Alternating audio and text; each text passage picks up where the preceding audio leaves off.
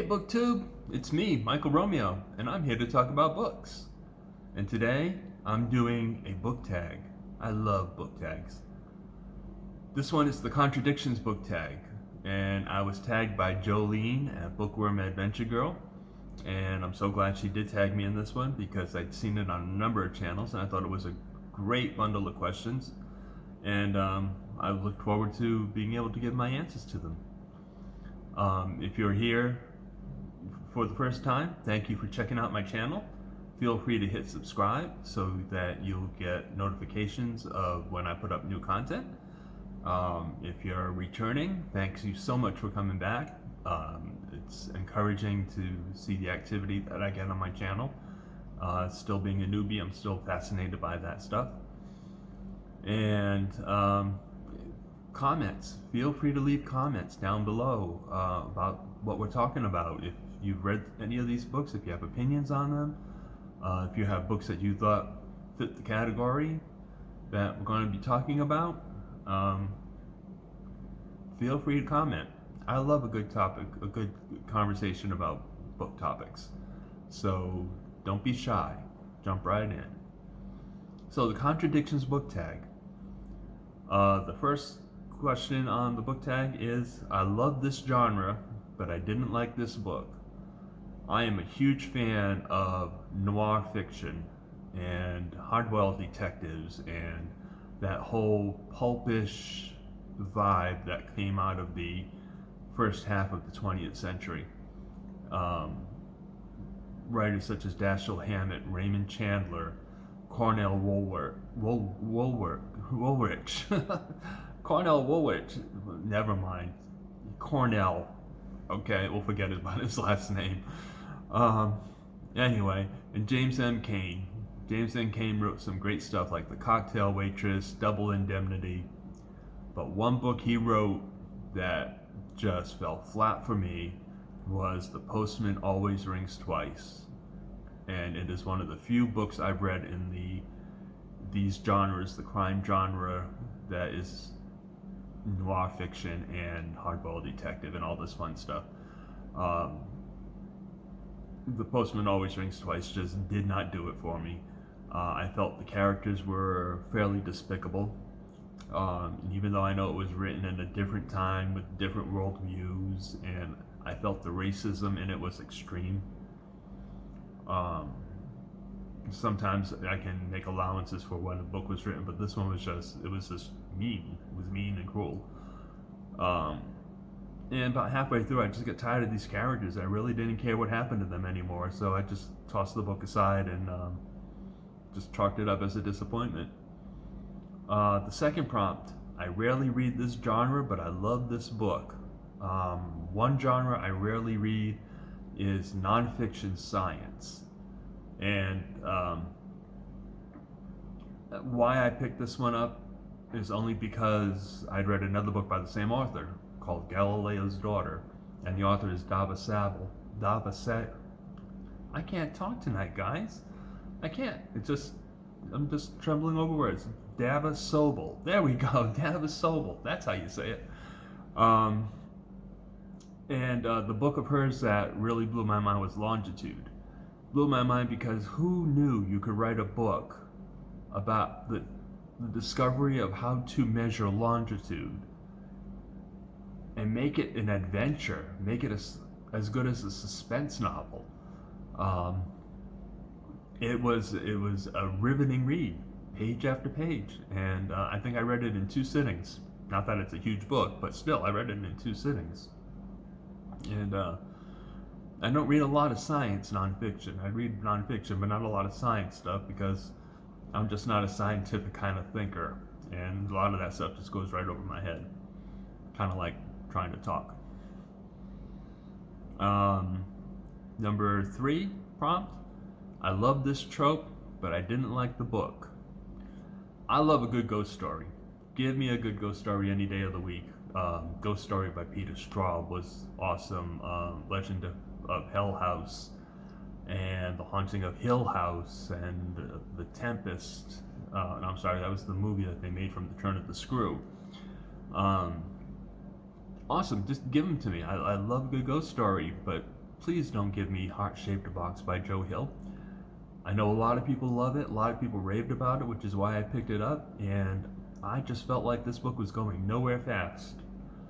I felt the scares and the hauntings were a bit on the repetitive side, same thing kind of happening over and over again, and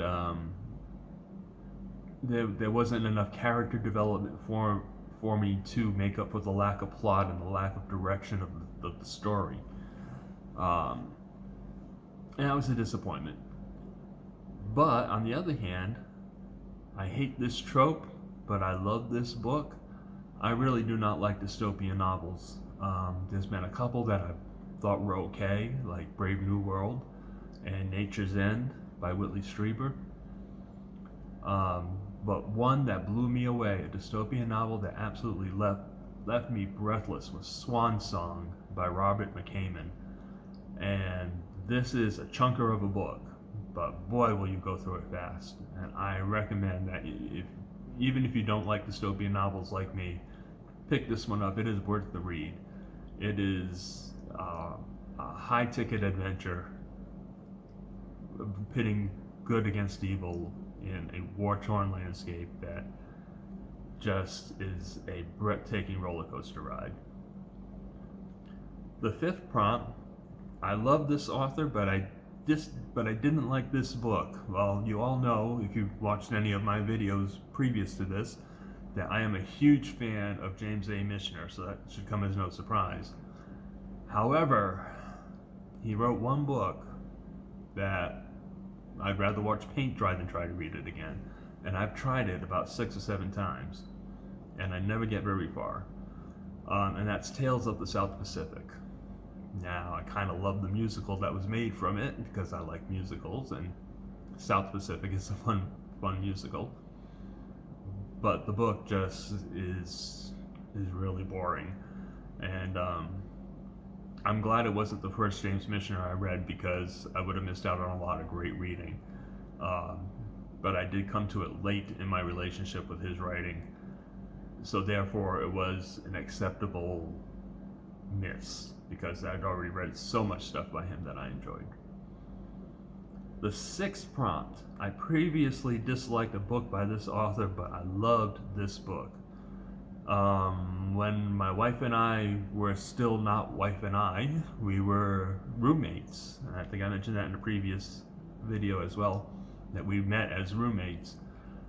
Getting to know each other, one of the things we did was swap favorite books, and she gave me Stranger in a Strange Land by Robert Heinlein. I read it to be polite, because it really didn't speak much to me.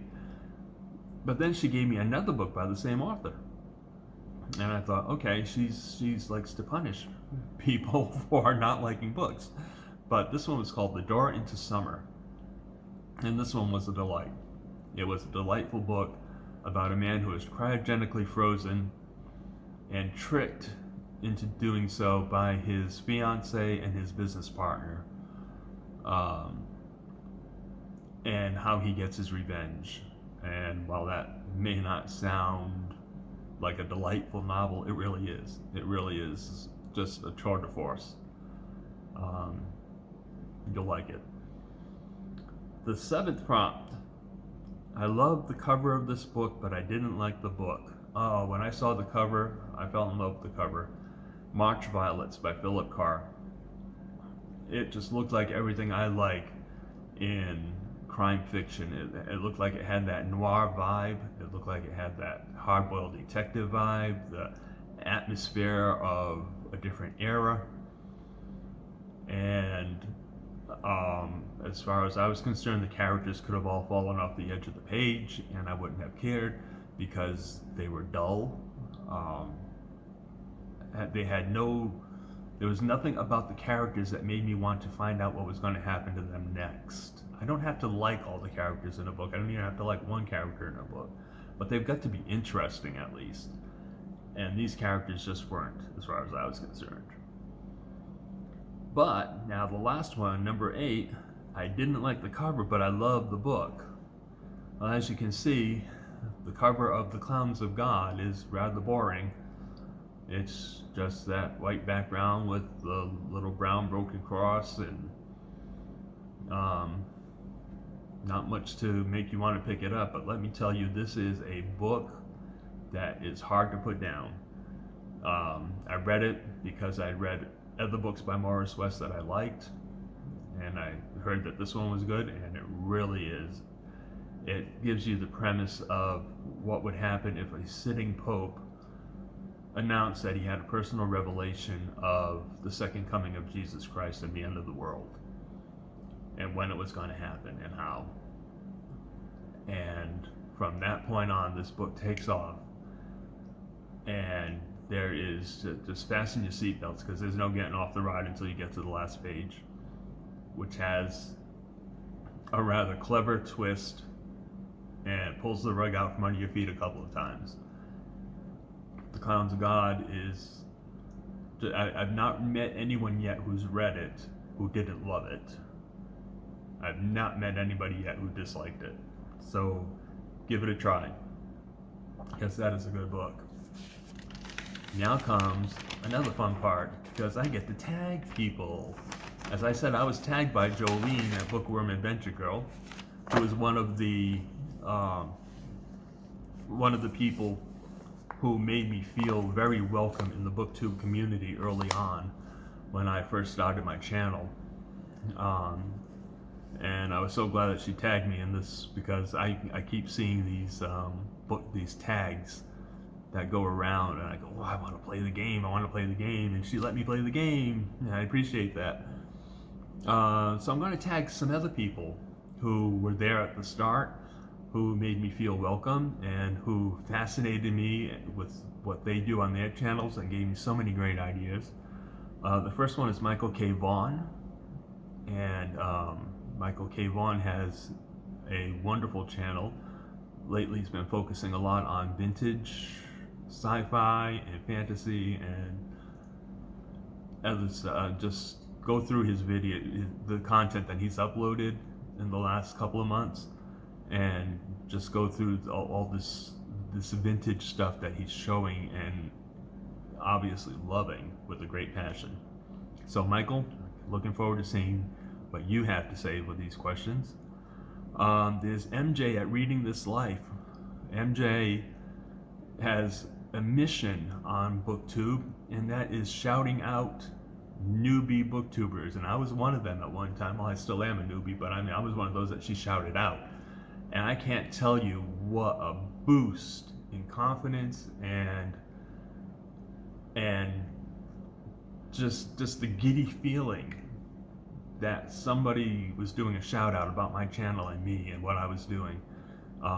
It was an awesome feeling. So I'm returning that awesome feeling by tagging you, MJ. And I know you'll have great answers too. Then we've got Ollie at Criminali. Another great channel. This man has a view of books. He does this wonderful thing on Sundays called Sunday Bollocks. And he just talks off the cuff about a topic, and the man's got a good brain, and listening to him is a delight, watching what he does, and I really have enjoyed. I've gotten some great ideas about what to do with my channel just from watching what he does with his. And then finally, I want to tag Kelly at Books I'm Not Reading. She really made me feel welcome. She just has that kind of spirit about her. You can see that when you watch her content, that she's a very welcoming spirit, and again, I'm rewarding her by tagging her, and I hope none of these people mind being tagged. I know all of them, if they do this, will have great answers. If you're new, if you haven't been here before, please subscribe. If you've been here before and you still haven't subscribed, please subscribe. And if you've been here before, thank you for coming back. Thank you for spending time on my channel. If you're new, I hope you do return, because I just love talking about books to people who want to hear about it. And leave comments. Please pick up the thread of what we're talking about here in the video and talk about the books that I've mentioned, books that you think would fit the topics. just help me feel wonderful about talking books, and I'll make you feel wonderful about talking books, and we'll just all be happy talking about books, and we'll all be happy and wonderful. And on that note, I will finish with Amor Fati, which means love your fate. And I have been learning that when you love your fate, you can love your life. Talk to you again.